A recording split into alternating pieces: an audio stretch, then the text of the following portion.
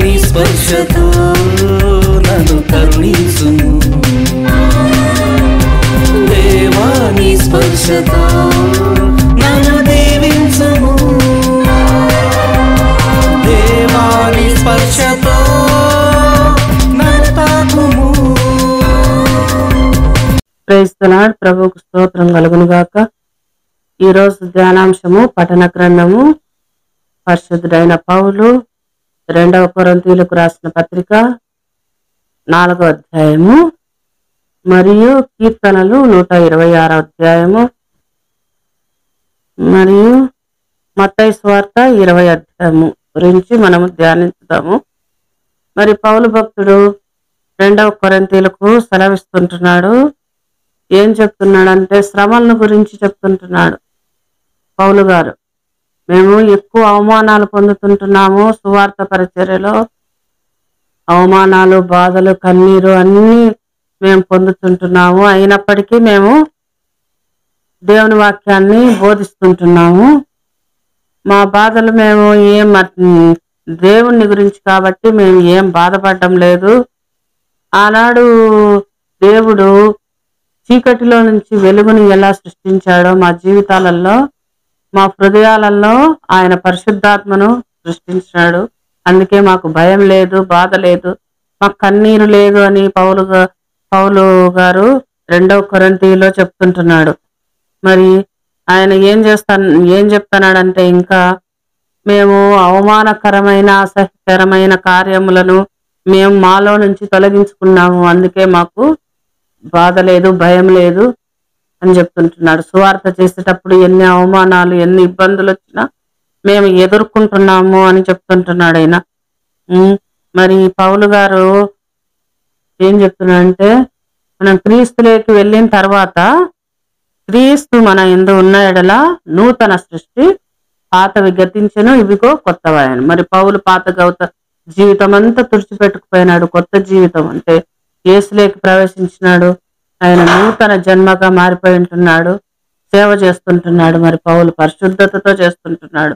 మరి వారికి భయము ఏది గాని ఉండదు. అలాగే మరి 2వ కొరింథీలో పౌలు గారు ఈ విధంగా చెప్పినాడు. చెప్పిన తర్వాత మళ్ళా కీర్తనల గ్రంథం మనం చూసినట్లయితే కీర్తన ఈరోజు పట్టణము కీర్తనలో కూడా ఉంది. 126వ అధ్యాయము. ఎవరైతే ఈ వాక్య పరిచయం చేయాలనుకున్నారో వాళ్ళు కన్నీళ్లు విడుచుతూ విత్తువారు సంతోష గానముతో పంట కోస్తారు అని వాక్యము సెలవిస్తుంటున్నారు. కన్నీళ్లు విడుచుతూ విత్తువారు సంతోష గానముతో పంట కోస్తారు, పిడికెడు విత్తనములు చేత పట్టుకొని ఏడ్చుకోవారు పనులు మోసుకొని వచ్చారు, సంతోష గానంతో పనులు మోసుకొని వస్తారు అని చెప్తారు. కన్నీళ్లు విడుచుతూ విత్తువారు సంతోషగానంతో పంట కోస్తారు. విత్తనాలు వేయడం అంటే మరి కన్నీళ్లు విడుస్తూ విత్తనాలు వేయడం అంటే నీళ్ళన్నా లేకపోయింటాలా పంటలలో, లేకుంటే నీళ్లు అధికమైనన్నా ఉండాలా, విత్తనాలన్నా పుచ్చిపోయన్నా ఉండాలా, ఏదో వాళ్ళకు అవసరం తీర్చలేని సమస్యలన్నా రైతులకు ఉండాలి. ఈ విధంగా కన్నీళ్లు విడుచుతూ విత్తేవారు సంతోషగానంతో పంటకు వస్తారంటున్నారు. ఇప్పుడు బైబిల్ ప్రకారం అయితే విత్తనం వచ్చేసి దేవుని వాక్యం.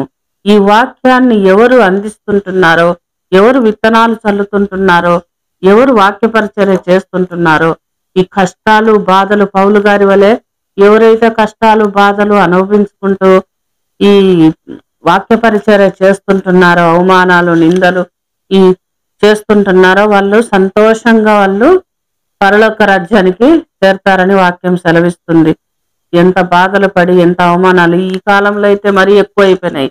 క్రైస్తవుల మీద ఇబ్బందులు అయితేనేమి, దాడులు అయితేనేమి, బైబిల్లో చించడం అయితేనేమి, ఆయన పరిచర్యలో చాలా అవమానాలు పొందుతుంటున్నారు. మరి ఆ కాలం పౌలే కాదు కానీ ఇప్పుడు కూడా సువార్థికులు అనేక అవమానాలు, నిందలు, భారాలు భరిస్తుంటున్నారు. కావున ఇదంతా దేవుని రాజ్యం కోసం వీళ్ళు సేవ చేస్తుంటున్నారు. వీళ్ళకు దేవుని రాజ్యము మరి పొందుకుంటారని వాక్యం సెలవిస్తుంది. అంతేకాదు కానీ మత్తయి సువార్త మనం చూసినట్లయితే మత్తయి 20వ అధ్యాయంలో మరి జబదయి కుమారుల తల్లి యేసయ్య దగ్గరికి పోయి జబదయి కుమారుల తల్లి ఏం చేస్తుంది? జబదయి కుమారుల తల్లి యేసయ్య దగ్గరికి పోయి నీ కుడి వైపున ఒకరిని ఎడమ వైపున ఒకరిని నా కుమారులను పెట్టుకో ఉంటుంది. అప్పుడు యేసు ప్రభు ఇది నేను చేసేది కాదు, తండ్రి తన చిత్త ప్రకారం చేస్తాడు, నా పక్కన ఎవరుండాలో తండ్రి నిర్ణయించుంటాడు, నేను కాదు మీ కొడుకుల గురించి అని యేసు ప్రభు జబదయి కుమారుల తల్లికి చెప్తుంది. మీకు తెలిసినో లేదో జబదయి కుమారుల తల్లి సలోమి.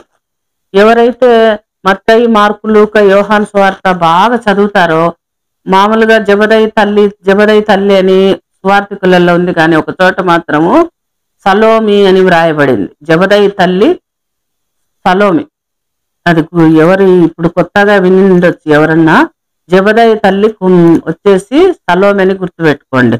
ఆమె ఈ జబదయి తల్లి ఏం చేసింది, యేసు ప్రభు దగ్గర పోయి నువ్వు సిలువ వేసుకునేటప్పుడు నీ పక్కన వీళ్ళని చెరొక్క పక్కన కూర్చోబెట్టుకో అని చెప్తుంది. అప్పుడు దేవుడు వద్దు, అది దేవుడు యెహోవా దేవుడు నిర్ణయించుంటాడు, ఎవరైతే నిర్ణయింపబడి ఉంటారో వాళ్ళే నా పక్కన ఉంటారు, నేను గిన్నె నీళ్లు తాగినది మీరు తాగొచ్చు, నేను పాత్రలోది తాగొచ్చు, మీరు తీసుకొని తాగొచ్చు, నేను తినేది మీరు తినొచ్చు, కానీ నా కుడి వైపున ఎడమ వైపున ఉండేది నిర్ణయించడం మీ వల్ల కాదు, నా వల్ల కాదు, అది దేవుడు నిర్ణయించుంటాడు అని సెలవిస్తుంటాడు. మరి ఈ దేవుడు శిలోమాను మీద పన్నప్పుడు ఎవరున్నారు? జబదయి కుమారులు పిల్లలు కాదు, గజ దొంగలు. ఈ పక్క ఒకరు ఆ పక్క ఒకరు శిలోమాను మీద గజ దొంగలు ఉన్నారు. వాళ్ళు కూడా అడిగినారు చనిపోయేటప్పుడు, దేవా నీ రాజ్యంలో మమ్మల్ని చేర్చుకో అని చెప్తాడు గజ దొంగ. అప్పుడు ఆ రాజ్యం కోసమే, మొదటి నుంచి దేవుని రాజ్యం కోసమే వాక్యము మాట్లాడుతుంది.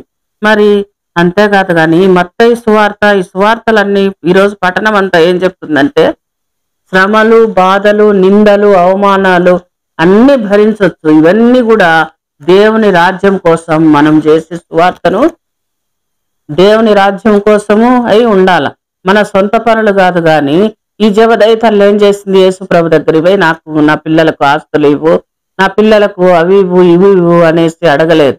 పరలోక రాజ్యంలో పిల్లలకు చోటు అడిగింది.